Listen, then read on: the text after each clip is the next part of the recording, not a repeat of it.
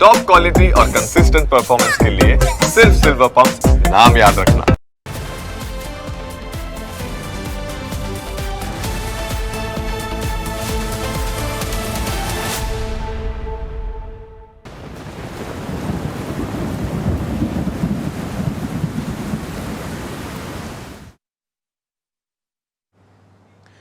જ્યારે આકાશી આફત વરસે ત્યારે નીચાણવાળા વિસ્તારોમાં જીવન મુશ્કેલ બની જાય છે। જીવ બચાવવા માટે મદદ માંગવી પડે છે। મેઘરાજાને પ્રાર્થના કરવી પડે કે હવે ખમૈયા કરો। આવી જ પરિસ્થિતિ અમરેલી અને ગીર પંથકમાં જોવા મળી, જ્યાં અનેક લોકો ગળાડૂબ પાણીમાં ફસાઈ ગયા, પરંતુ તેમની મદદે ધરતી પરના દેવદૂતો આવ્યા। ક્યાંક સ્થાનિક લોકોએ મદદ કરી, ક્યાંક પોલીસે મદદ કરી, તો ક્યાંક એનડીઆરએફની ટીમે લોકોને બચાવી લીધા। રાજુલા તાલુકાના દરિયાકાંઠે વસતા એક દર્દી પણ ધસમસતા પાણીના પ્રવાહ વચ્ચે એવા ફસાઈ ગયા કે તેમની બચાવ કામગીરી ખૂબ જ મુશ્કેલ હતી। એક તરફ તેમને ઇલાજની જરૂર હતી, તો બીજી તરફ મેઘરાજાએ તેમનો રસ્તો જ ડૂબાડી દીધો। આખરે 108ની ટીમ દેવદૂત બનીને આવી। ચાંચ બંદરથી સમઢિયાળા વચ્ચે આવેલા કોઝવે ઉપર પાણી ફરી વળતા 108ની ટીમે જેસીબીની મદદથી દર્દીને 108ની ગાડી સુધી પહોંચાડ્યા। ત્યારબાદ 108 મારફતે દર્દીને હોસ્પિટલમાં લઈ જવાયા। તો બીજી તરફ જાફરાબાદ તાલુકાના વઢેરા ગામમાં પોલીસના જવાનો દેવદૂત બનીને આવ્યા, જ્યાં સમગ્ર ગ્રામની અંદર કેડસમાં પાણી ભરાઈ ગયા। ઘરની અંદર કહો કે ઘરની બહાર જિંદગી જોખમમાં હતી। ગમે ત્યારે ડૂબી જવાય તેવી સ્થિતિ હતી। નીચે રસ્તો છે કે શું તેની પણ કોઈને ખબર ન હતી। તેમ છતાં પોલીસના જવાનોએ પોતાનો જીવ જોખમમાં મૂકીને ગામમાં રહેલા 2 બાળકો, વૃદ્ધો સહિત તમામ લોકોને નીચાણવાળા વિસ્તારમાંથી સલામત સ્થળે ખસેડ્યા હતા। જાફરાબાદની પોલીસની કામગીરીને સલામ છે કે જેમણે ખરા અર્થમાં સેવાકીય ફરજ બજાવી।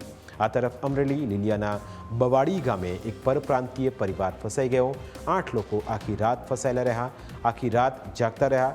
બીજી તરફ જિલ્લા કલેક્ટરની સૂચનાથી લીલિયા મામલતદાર સહિત વહીવટીતંત્રની ટીમ ખડે પગે રહી અને વાડી વિસ્તારમાં રહેતા 8 લોકોને બચાવ્યા। આ ઓપરેશન પણ દિલધડક હતું, જોકે તંત્રની ટીમે પોતાનો જીવ જોખમમાં મૂકીને લોકોને બચાવ્યા। બીજી તરફ ઉનાના પશવાડામાં પોલીસે ગ્રામજનોનું દિલધડક રેસ્ક્યુ ઓપરેશન પાર પાડ્યું। પશવાડા ગામની અંદર 35 લોકો કેડસમાં પાણીમાં ફસાઈ ગયા। એક તરફ પાણીનો પ્રવાહ વધી રહ્યો હતો, બીજી તરફ ગ્રામ લોકોનું બહાર નીકળવું મુશ્કેલ બની ગયું હતું, જોકે ગીર સોમનાથ પોલીસ સમયસર પહોંચી ગઈ અને લોકોના જીવ બચાવ્યા। પોલીસે લોકોને ઘરમાંથી બહાર કાઢીને ટ્રેક્ટરમાં બેસાડ્યા, ત્યારબાદ તેમને સલામત સ્થળે આશ્રય અપાયો હતો।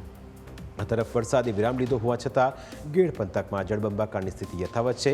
માંગરોળ તાલુકાના છેવાડાના વિસ્તારમાં ખેતરો હજુ પણ પાણીથી લબોલબ છે, જેના કારણે અનેક ગામો પાણીમાં ડૂબી ગયા હોય તેવી સ્થિતિ ઊભી થઈ છે।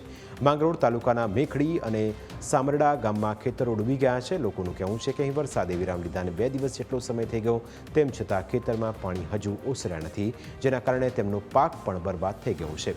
દ્રશ્યોમાં જોઈ શકાય છે કે ગીર પંથકમાં આ ખેતરો દરિયો બની ચૂક્યા છે। ગીર પંથકમાં વર્ષોથી આ જ પરિસ્થિતિ ઊભી થતી હોવાના કારણે લોકો ચિંતિત બન્યા છે।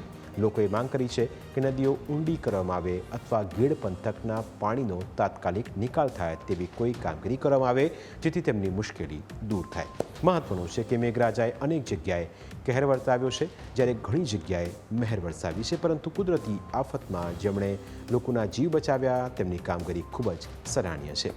પ્રાઇમ 9માં આજે બસ આટલું જ। ફરી મળીશું આપને સ્પર્શતા મુદ્દા સાથે। ત્યાં સુધી રજા આપશો। નમસ્કાર।